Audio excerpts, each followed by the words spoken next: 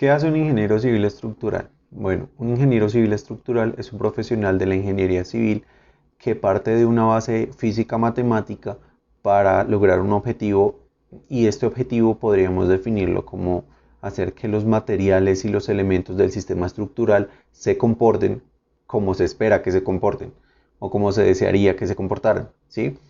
Desarrollando más la idea, bueno, empecemos a pensar en que las cargas pueden tener dos naturalezas, o estáticas o dinámicas. Las cargas estáticas, pensemos entonces en el peso propio de los elementos, ¿cierto? Son cargas gravitacionales. Bueno, no necesariamente son cargas gravitacionales, pueden ser empujes de tierras. Son cargas que se mantienen en el tiempo. Y también tenemos las cargas dinámicas. Las cargas dinámicas, por ejemplo, encontramos las cargas sísmicas o las cargas eólicas. Dependiendo del tipo de la estructura puede predominar una condición o la otra, sísmica o eólica. Mm, bueno, tenemos en cuenta la naturaleza de las cargas, bueno, la magnitud de las cargas, ¿cierto? En cómo interfieren estas en la respuesta del sistema ante las diferentes solicitaciones. También tenemos que tener en cuenta lo que son los materiales. Es muy importante saber con qué materiales se van a construir las estructuras, ¿cierto? Las resistencias del concreto, los puntos de fluencia, del acero, bueno, las deformaciones.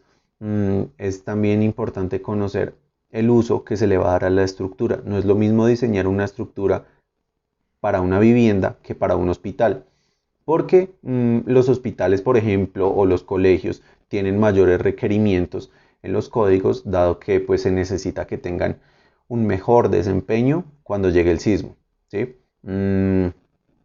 Entonces, bueno, aparte del uso, pues también la configuración estructural. Esta configuración estructural está muy ligada a la propuesta arquitectónica inicial. Está muy ligada, más no es que sea definitivo, ¿sí? Eso se va trabajando a medida que se van desarrollando los proyectos y se va haciendo un trabajo mancomunado con la disciplina arquitectónica, donde se van viendo pues cómo funciona la estructura y qué cambios se pueden hacer. Bueno, mm, entonces nosotros pensemos ahora con lo que he venido diciendo en una ecuación que todos conocemos. Fuerza es igual a masa por aceleración, ¿sí? La ecuación es un poquito más larga, la que desarrollamos, y tiene en cuenta también el amortiguamiento y fuerzas elásticas, pero dejémoslo hasta ahí. Fuerza igual a masa por aceleración.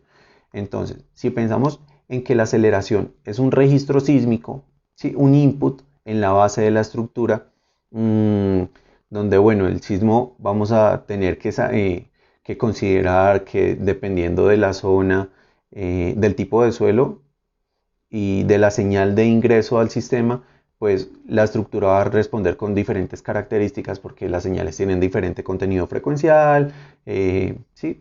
Se escalan, digamos, dependiendo del nivel de amenaza sísmica. Bueno, pero, pero, pero tenemos que tener en cuenta entonces, listo, aceleración. Aceleración, el input en la base, ¿cierto? Es el registro. Y la masa, entonces, los edificios son estructuras, son cuerpos muy, muy, muy, muy masivos, ¿cierto? Donde podemos tener entre cientos y miles de toneladas dependiendo de qué tan grande sea el proyecto. Ahora, si multiplicamos esa aceleración por esta masa, vamos a tener la fuerza sísmica, donde como ingenieros estructurales queremos o tenemos que ver, que estudiar cómo es la trayectoria de estas fuerzas en la estructura hasta llegar a la cimentación y cómo se van a transmitir estas fuerzas a la cimentación, ¿cierto?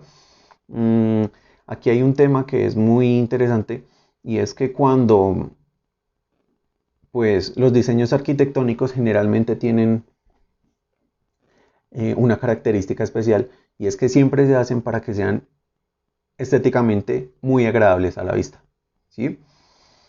¿Qué pasa? Que por lo general el que sean tan agradables a la vista pues tiene como algo inherente, y es, tiene muchas irregularidades, no son cajitas cuadradas, por decirlo así. Y entonces esto lo que hace es que la trayectoria de la fuerza sísmica pues no sea la que esperamos, y entonces cuando llegue el sismo algunos elementos se van a ver más esforzados que otros, ¿sí? Dependiendo de cómo esté configurado. Y nosotros como ingenieros entonces tenemos que empezar a predimensionar, a ir viendo estas cuestiones para que todos los elementos en conjunto se comporten como queremos. Entonces quisiéramos que las vigas primero empiecen a plastificar antes que las columnas.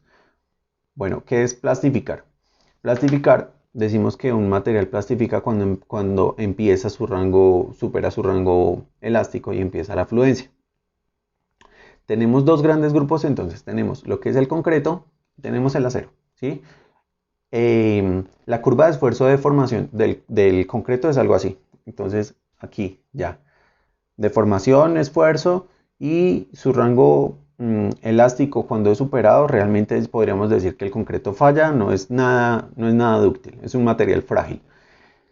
A diferencia del acero, donde el acero, la curva, cuando vemos la curva de esfuerzo de formación, es un material que después de que supera su rango elástico, vemos una propiedad muy bonita y que nos sirve muchísimo para la sismorresistencia, que es la ductilidad. Entonces, después de que el acero supera su rango elástico, vemos que tiene un endurecimiento, ¿cierto? Donde ya no hay una proporcionalidad, pero se disipa muchísima energía en este rango.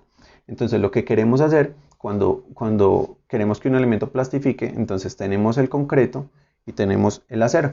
Nosotros sabemos que el punto de fluencia del acero está por aquí y el concreto tiene una resistencia por aquí. Entonces nosotros decimos bien, cuando mi acero esté fluyendo, bueno, cuando alcancemos mi deformación última o mi punto de falla del concreto, mi acero hace mucho tiempo tiene que haber fluido. Eso es a lo que llamamos plastificación, digámoslo así, como un concepto muy breve de lo que sería. Entonces, cuando tenemos un sistema, por ejemplo, viga-columna, tiene que empezar, supongamos que esta es la viga, y entonces se van a empezar a generar esto cuando llegue el sismo, ¿cierto? Pensemos en que estas son las deformaciones de la viga. Y esto que estamos viendo, entonces en unos lados tensión, por ejemplo en las caras a la derecha arriba tensión, lo que se está viendo es que el acero entonces va a empezar a intentar fluir, ¿sí? Va a empezar a intentar fluir, donde a nivel microscópico lo que está intentando es reorganizarse, reacomodarse, ¿sí? Esto lo que genera es que se disipa energía en forma de calor y en forma de deformaciones permanentes. Nosotros entonces tenemos que lograr que no solo la viga plastifique, sino que falle la viga antes que la columna en un sistema viga-columna. ¿Por qué? Porque pensemos que la viga puede ser una falla local, mientras que la columna puede ser una falla que podría llegar a generar una inestabilidad en la estructura, aunque de forma general no debería ser así. Pero veámoslo así, es como si no tuviésemos una pierna, algo así, es como el símil más adecuado. Y bueno, o también pues debemos revisar diferentes aspectos que no queremos que pase, como por ejemplo columna corta. Columna corta es muy conocido, y es que supongamos que esta es la columna, donde en el entrepiso, supongamos que esta es una altura de 3 metros en la columna. Entonces, cuando llegue el sismo, se supone que esto se va a diseñar para que tenga un desplazamiento lateral de 3 centímetros. Entonces, si las 20 o 30 columnas de mi entrepiso tienen una deformación lateral de 3 centímetros, pero a esta, que yo la diseñé con una luz libre de 3 centímetros, llego y le pongo mampostería aquí al lado, entonces lo que va a hacer es restringir toda esta zona, ¿sí? Y ya no va a tener los 3 metros, sino aproximadamente 1,5 metros o menos para esas 3 centímetros. Entonces lo que va a pasar es que dentro de esos mismos 3 centímetros que antes se tomaban así, ahora se tienen que tomar con esta menor luz, por lo cual en esta zona se van a producir esfuerzos cortantes muy altos que la columna probablemente no va a ser capaz de resistir. Bueno, todo eso como ingenieros estructurales lo tenemos que tener en mente cuando estamos diseñando, interiorizando. Porque, porque bueno, de forma general, los códigos nos dicen que nosotros tenemos que hacer estructuras para que no colapsen. Es decir, si tenemos un sismo que es leve, las personas pueden salir del edificio, evacuar por seguridad y pues cuando termine el sismo una revisión visual y bueno, y se sigue con la actividad normal. No hay ningún daño. Si digamos el sismo es moderado, ya se empezarían a ver daños en los elementos no estructurales, entonces habría que pensar en que hay que hacer una reparación de pronto en la mampostería o cosas por ese estilo. Ya, si el sismo es intenso, le entrega mucha energía a la estructura, pues ya lo que va a pasar es que puede haber daño en el sistema estructural, en el sistema de resistencia sísmica, pero no puede llegarse al colapso en el sistema. Es decir, la estructura puede fallar de forma tal que el costo de reparación sea mucho mayor que un costo de deconstrucción y reconstrucción de la estructura, ¿sí? Pero no puede fallar tanto que llegue al colapso, porque la idea de la ingeniería, pues básicamente más allá de proteger los bienes, que pues es uno de las finalidades, proteger los bienes, pues es proteger la vida. Digamos que ese es el mega, la finalidad de la ingeniería estructural, proteger la vida en caso de un sismo o de las diferentes solicitaciones, ¿cierto? Mm, Ahora, este sismo, digamos, para el que se diseña, el que no, digamos, para el que se diseña que no se colapse la estructura, es un sismo que, para hacernos una idea, tiene un periodo de retorno de 475 años, o el equivalente es lo equivalente a decir que en 50 años tiene una probabilidad del 10% de excedencia. Entonces, bueno, es un sismo muy fuerte, ¿sí? Mm, Ahora, bueno, otra cosa que es bueno aclarar y es que la ingeniería civil estructural es una disciplina, es una disciplina muy interdisciplinaria. Y es que nosotros tenemos que estar mm, en constante comunicación con las disciplinas, por ejemplo, con la arquitectura, con las redes, ¿sí? Con las diferentes entidades gubernamentales que, digamos que mantienen como estricto control sobre las obras para verificar que se cumplan todos los requerimientos de ley. Y pues, y aparte de todo, la ingeniería estructural depende mucho de los suelos. Em, Porque es que